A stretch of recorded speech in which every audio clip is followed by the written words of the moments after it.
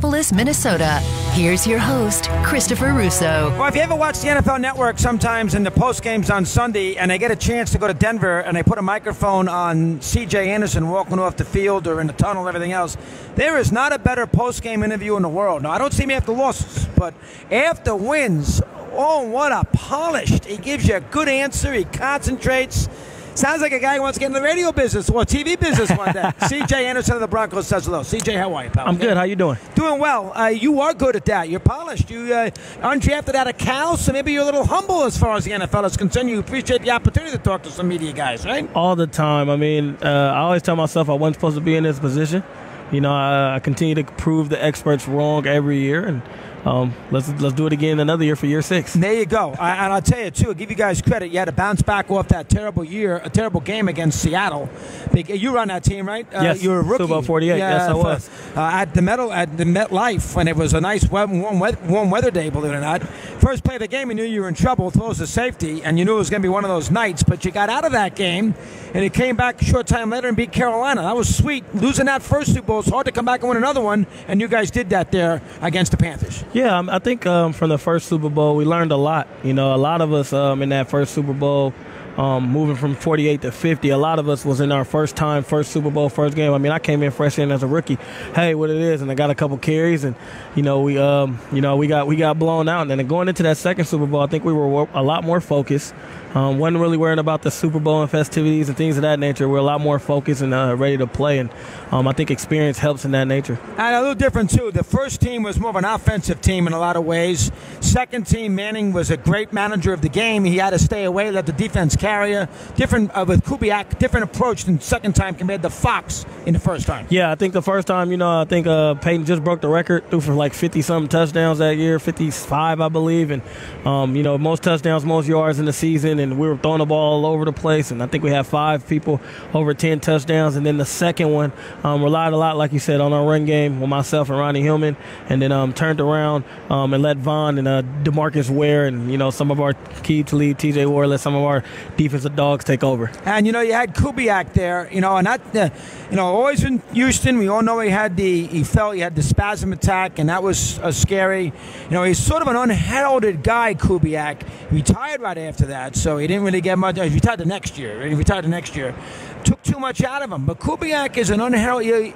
30 years from now, you're going to ask people who coached the Broncos in 2015. They're not going to remember who it was. But you guys seem to like Kubiak there in Denver, right? Love Gary. I mean, we just brought him back. He's our, I guess, ahead of a scout. He is? Oh, good. Yeah, he has some big, role upstairs in the office that none of us really understand with it. I know he's head of scout department with that, but we brought Kubiak back. I mean, we love Kub. We miss Kub. We really wish he can be a part, coaching us. But we love VJ. Now we got Vance Joseph, and 5-11 last year is very unacceptable. And now we got an opportunity to make history with VJ as our coach. A lot of people thought that he might get fired after this year. I'm sure that permeated through that Denver locker room late in the year. Give me thoughts on that. It was year one.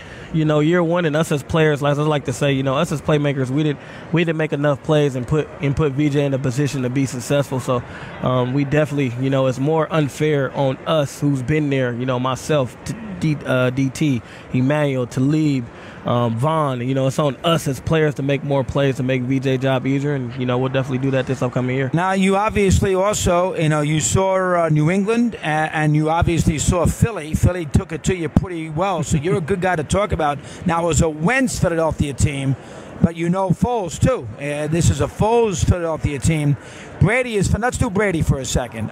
Sometimes you learn about the greatness of a player in defeat more than you learn necessarily in wins. And the game, especially 2 years ago, when Gronkowski was phenomenal and you hold on to win the game 20-18 and they were killing his offensive line, Brady's performance in that game in the fourth quarter was a tremendous performance. You know that? Yeah, huge. I mean, his fourth quarter numbers, I think the last 2 Super Bowls he's been down in the fourth quarter. So, 49 to the Seahawks, and then, of course, 51 last year to Atlanta 28-3 at one point. So, like you said, the one in defeat lets you know a lot. Lets you know that Brady can be beatable. What our recipe and what we did, we got to him. I mean, we had pass rushers from Malik Jackson and then of course Vaughn and D. Ware and Derek Wolfe. We got to him, but if people go back to that 2-point conversion, he makes Gronk's wide open. He missed Gronkowski wide open. He was 20-18. He was wide open. Wide open in the flat, and that's something that you don't see Brady do. But that lets you know whatever was going through his head, whatever Wade was putting dialing up that day works. Now, as far as him on the other end, just focus and detail dialed in. For 60 minutes you got to play a dogfight when you play, Matt Patricia and Bill Belichick and Tom Brady and Josh McDaniels and what they do. So they'll put in the right spot. And then on the other side, like you said, Philly, I don't think they get enough credit for their defense. Defense is really fast. Linebackers are really athletic. On the back end, they hold their end. Up front, they mix a lot of games up and get pressure. Chris Long goes in and, he finds a way to turn the corner. So it's going to be an interesting matchup for sure. I think Philadelphia's got a little chip on their shoulder, too. I think that goes a long way in these games. Now, Malik Jackson probably pretty well. Jacksonville had a very good year. Did you talk to Malik after the AFC Championship game? Not after the AFC Championship game, but I talked to him before the playoffs just a little bit, and they were hungry. You want to talk about a hungry group? They were young and hungry, and they kept hearing the comparisons to our defense in 2015 and their defense because of their corners and what they do up front with Calais Campbell and himself. So, they're really, really talented and got a chance to be really, really good for a long time. And they got a rough whistle in that game. Is there a feeling when you play the Patriots that you're also playing the officials as well? I don't know about that. I guess every team, every team in a home setting, you get some officials and how they see things. Some of those, I think officials missed, some pass interference calls on both ends. I really, truly believe, some of those hits.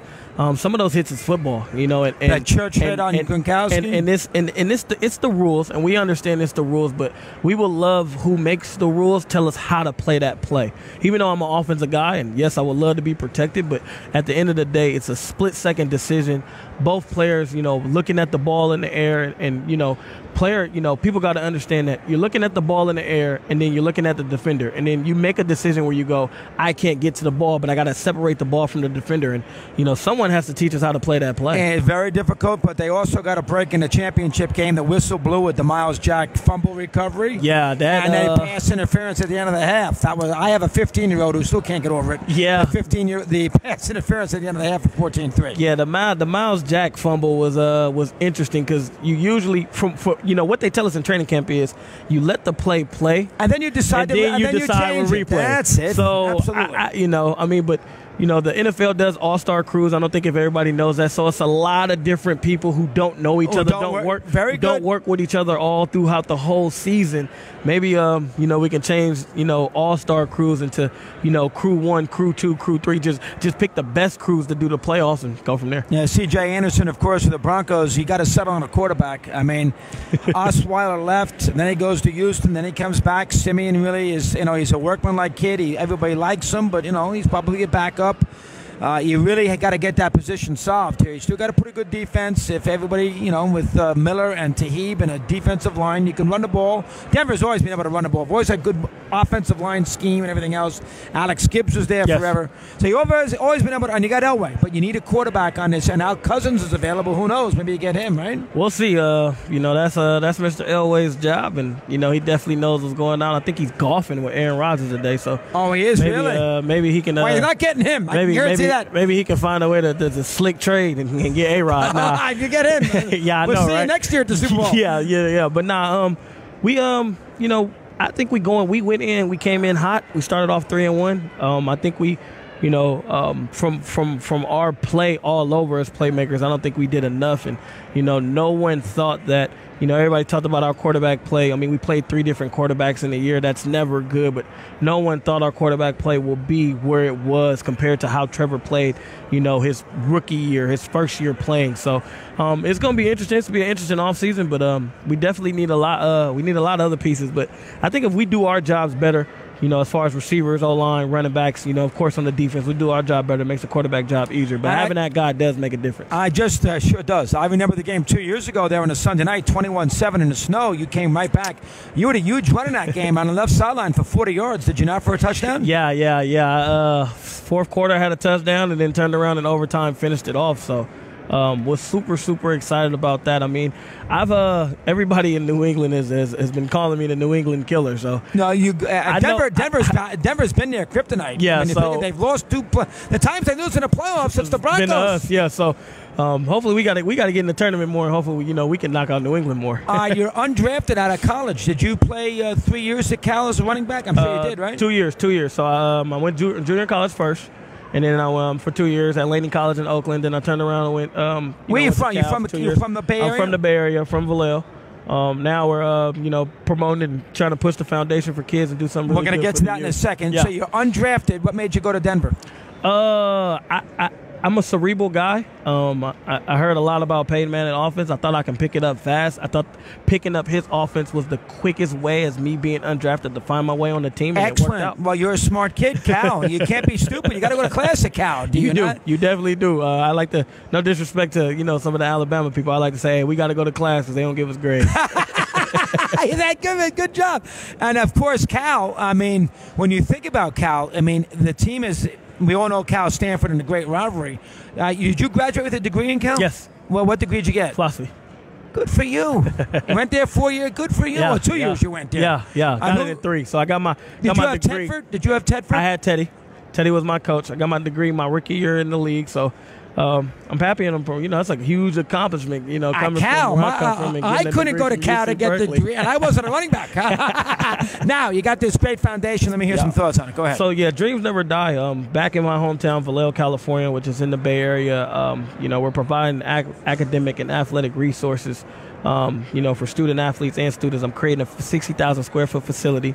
Inside that facility would be 7 different sports to start off with, and then on the academic side, I have companies like YouTube and Twitch, Twitter, Google, Apple, 2 robotic companies, UTech and Spiro, helping me out with that. And then January 25th, I just did a speech at Harvard.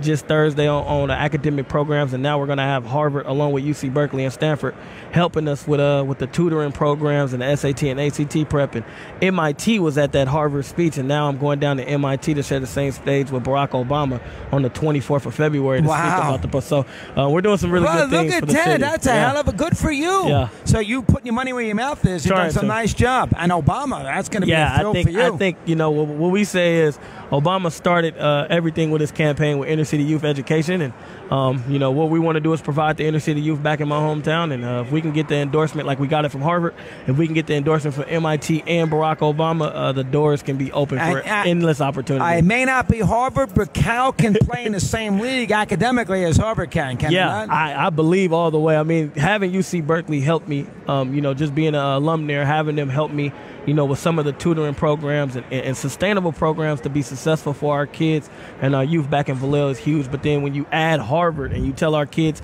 hey, you can have an opportunity to go to Harvard, I think it's just, upscales the rocket that much more. And I'm sure occasionally, if he's in a good mood, you bring up the Stanford band play to John Elway, right? Just all the time. Oh, you do? Good for you. He goes around, he calls, hey, what's up, Dirty Golden Bear? And I just go, hey, man, the play, man. I shuts him up. Ruined the season. Seven laterals? I say, you were number 7, right? 7 laterals? Yeah, and ruined the season. He ruined this year. He didn't get to a bowl game, Didn't nothing. Get to a bowl game, ruined nothing. this year. So I know that that's something he doesn't like, and I play with it I play with it a little bit, but not too much because he's still my boss. I love my job. Not when you're 5-11. Yeah, not at all. After the Panther game, you can say anything you want. You say anything you want. Yeah. C.J., good job. Well done. Keep up the good work. Thank you. You got it. C.J. Anderson, 11 in front of the arrow. We will continue here on Mad Dog Unleashed right after this.